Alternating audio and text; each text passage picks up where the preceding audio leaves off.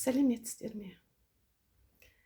Мен осыдан бұрын біраз адамдарға алма сірке суын қалай дайындау қажет екендігі жайында видео түсірем деп уәде еткен едім. Сол уәдемді жаңа жыл алдында орындайын деген бүгін бір мақсат қойдым. Өйткені айтқан уәдемді келесі жылға арқалап кетпейін деп осындай шешімге келдім. Жалпы алма уксусының пайдасын сіздер білесіздер. Ол адамның жалпы денсаулығына өте пайдалы дәрумен болып табылады. Бұл алма уксусының ішінде жаңағы адамның жалпы барлық қан тамырларын тазартатын жаңағы пайдалы дәрумендер бар. Қан тамырды тазарту деген сөз бүкіл адамның ағзасына пайдасы бар деген нәрсе. Алма сірке суын негізі кез келген алманың сортынан жасауға болады. Семеренкадан, лимонкадан, не болмаса апорттан, тіпті жаңағы ранеткалардан да дайындауға болады. Бұл алманы сірке суын дайындаған кезде алманың ортасындағы сүйегін алып тастамайды. Тек қана шіріген жерлері болса, жұмсарған жерлері болса, сол жерлерін ғана кесіп тастайды да, одан кейін жаңағы ортасындағы сүйектерін қоса турап жібереді. Алманы бөліп, жаңағы қолмен, пышақпен да турауға болады. Не болмаса термомикске де қойып, мына секілді термомикске де жаңағы ірі несіне қойып, режиміне қойып, мұнымен де турауға болады. Енді блендермен білмеймін, блендер деген өте жаңағы сүйектерін бәрін майдалап жібереді. Сондықтан блендер мен өзім жеке басым жасап көрген жоқпын. Жаңа термомикспен тартамын, не болмаса қолмен де турауға болады. Одан кейін мынадай 2 литрлік өзіңіздің алмаңыздың көлеміне қарай жаңағы банкін аласыз. Егер алмаңыз көп болатын болса, жаңағы бірнеше банкілерді дайындап қоясыз. Мына жерде 2 литрлік банка. Сол туралған алмаларды мына банкінің ішіне салып, тазартылып туралғандарын. Сосын оны мынадай аузына мұнша бір 4-5 сантиметр қалғанға дейін саламыз мына жерден. Олай салу себебіміз бұл жаңағы ашиды. Ашыған кезде көтеріліп тұрады жоғарыға дейін. Сол кезде тасып кетпес үшін. Туралған алманы салғаннан кейін оның бетіне мынадай жаңағыдай жеміс жидек салатын базарларда салып қояды ғой, мынадай сетка. Сондай сетканы аузына салып, қойып, одан кейін резеңкемен, не болмаса резеңкемен былай не қылып қоюға болады, салып қоюға болады. Жан-жағынан жаңағындай шыбын-шіркей кірмес үшін. Көбінесе жаз кезінде, күз кезінде дайындалады ғой бұл. Одан кейін не болмаса мынадай тесігі бар. Міндетті түрде тесігі бар қақпақпен осының сыртынан мықтап жауып тастауға болады. Бұның ішіне ауа кіру керек. Міндетті түрде өйткені бұл ашиды.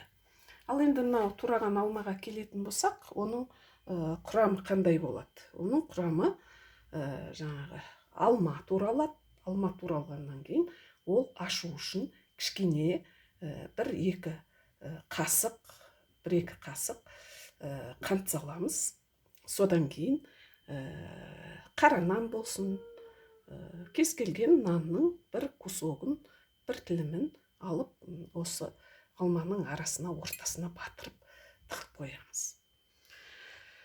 сол жаңағындай мынадай бетіндегі мәрлі қою дәкені де қоюға болады, мәрліні де жаңағындай мынадай резеңкемен таңып қойса да болады. Мінекей қазір көрсетейін.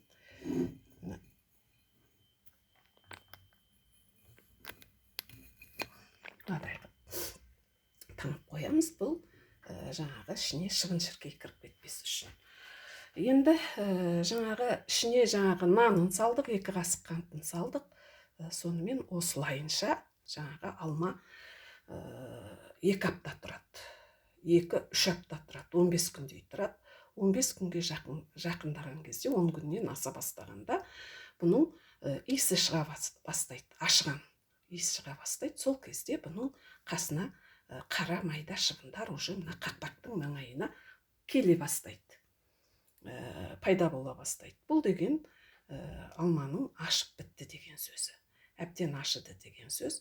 Егерде жаңағындай қара шыбындар келіп таянған болатын болса, кіре алмай жан-жағында ұшып жүрген болса, онда алма уксусын жаңағы сығуға дайын деген сөз. Сол кезде алып, мынадай тағы да мынадай осындайдың, жаңа мен кесіп қойғам ғой, мынау банкінің аузына тура келсін деп, осының бүтінін алып, жаңағы ішіндегі қоймалжың түсі қоңыр тартып, сондай қоймалжың езіліп, әбден ашыған болады. Сол ашыған нені алып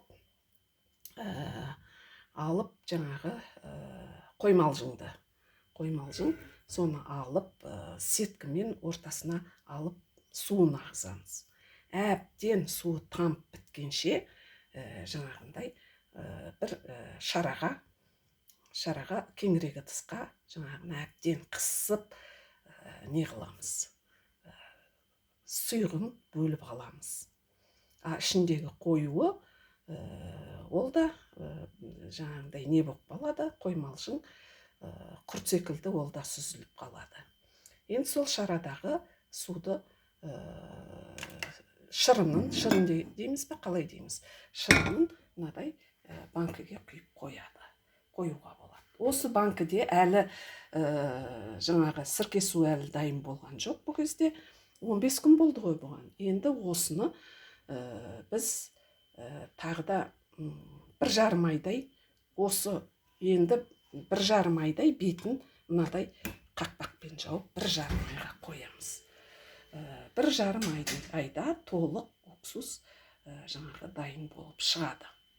Оның бетін мынандай жабықпен қоямыз. Енді бұл ашымайды, тек қана былай тасып көтерілмейді, жаңағы туралған алма секілді. Бұл уже дайын уксус, бірақ жаңағы нағыз уксус дайын болу үшін 1,5 ай тағы да тұрады. Содан кейін мынадай мөлдірленіп, әдемі қызыл түске айналып, астына орыстар асатка дейді ғой, түбіне тұнбасы тұрады. Сол осылай не қылады. Одан кейін жаңағы мынадай тұнбасы тұрады 2 айда. Сосын сол тұнбасын жібермей, бетіндегі мөлдірін, мынау әлі дайын болмаған, әлі 15 күндей тұру керек, әлі бұл уақыты дайын болған жоқ. Дайын болғанда бұдан да әдемі болады. Сол кезде мынадай банкілерге, әйнек бөтелкелерге құйып қоямыз. Мынау арақтан босаған бөтелке, соған мен уксусты құйып қойдым. Мынау шетіндегісі күнделікті өзімнің пайдаланып ішіп жүрген сірке су. Енді мынаны жаңа айттым ғой мен, алманы салғаннан кейін, турап болғасын салғаннан кейін, бұл жаңағы ашиды деп. Ашып жоғары қарай қақпағына таянғанша көтеріледі. Сол кезде жаңағы анау ненің палкалері болады ғой. Сол палкалерді жаңағы мынау китайский палочкалар болады ғой, сонымен ақырын мына мәрлісін көтеріп ашып, бірнеше рет бұлай түсіріп қоюға болады. Сонда ол қайтадан басылады. 2-3 күніге жаңағы бір мезгіл көтеріліп ашыған кезде басып қойып отыруға болады. Сонда 15 күнге дейін ол солайынша көтеріліп басылып тұрады. Соны айтуды жаңа ұмытып кетіппін. Міне осылайша алма уксусы осылайша дайындалады. Бұның пайдасы өте зор. Күніге аш қарында таңертең және жатарда бір үлкен қасықты бір стакан жылы суға езіп, бір қасық бал салып араластырып ішіп алып жатса, бұл ағзаның бәрін тазартып шығады. Мінекей алма уксусын дайындаудың жаңағы әдісі осындай. Көңіл қойып тыңдағандарыңызға рахмет. Келе жатқан жаңа жылдарыңызбен.